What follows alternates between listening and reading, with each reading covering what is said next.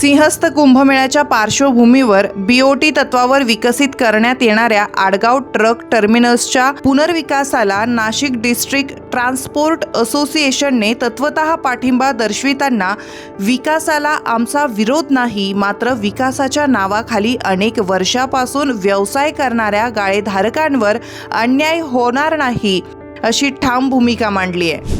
या संदर्भात असोसिएशनच्या शिष्टमंडळाने महानगरपालिकेचे सहाय्यक आयुक्त अमित रंजन यांची भेट घेऊन सविस्तर विविध मागण्यांचे निवेदन सादर केले।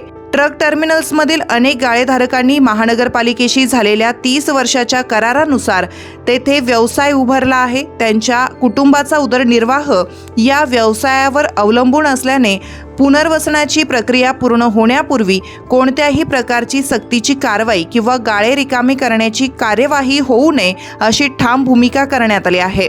नवीन ट्रक टर्मिनल हे केवळ वाहनांच्या पार्किंगपुरतं मर्यादित न राहता ते वाहतूक उद्योगाचे आधुनिक सेवा केंद्र म्हणून विकसित व्हावं अशी भूमिका असोसिएशनने मांडली आहे। ट्रक चालकांसाठी सुसज्ज विश्रांतीगृह, स्वच्छ स्नानगृह, स्वच्छतागृह, शुद्ध पिण्याचं पाणी, परवडणाऱ्या दरातील भोजन व्यवस्था, चालक प्रशिक्षण केंद्र, रस्ता सुरक्षा प्रशिक्षण, वाहन दुरुस्ती आणि स्पेअर पार्ट्सची सुविधा, इंधन केंद्र, सीसीटीव्ही सुरक्षा, अग्निशमन व्यवस्था, सौर ऊर्जा, हरित परिसर, डिजिटल प्रवेश व्यवस्था, ई टॉयलेट, वैद्यकीय प्रथमोपचार केंद्र आणि आरोग्य तपासणी केंद्र उभारण्याची मागणी ही निवेदनात करण्यात आली आहे। यावेळी अध्यक्ष PM Saini, chairman Rajendra Sharma, Jaipal Sharma, Sunil Burad, Rambhau Suryavanshi, JP Indoria, Sanjay Todi, सल्लागार HG तिवारी, महेंद्रसिंग राजपूत,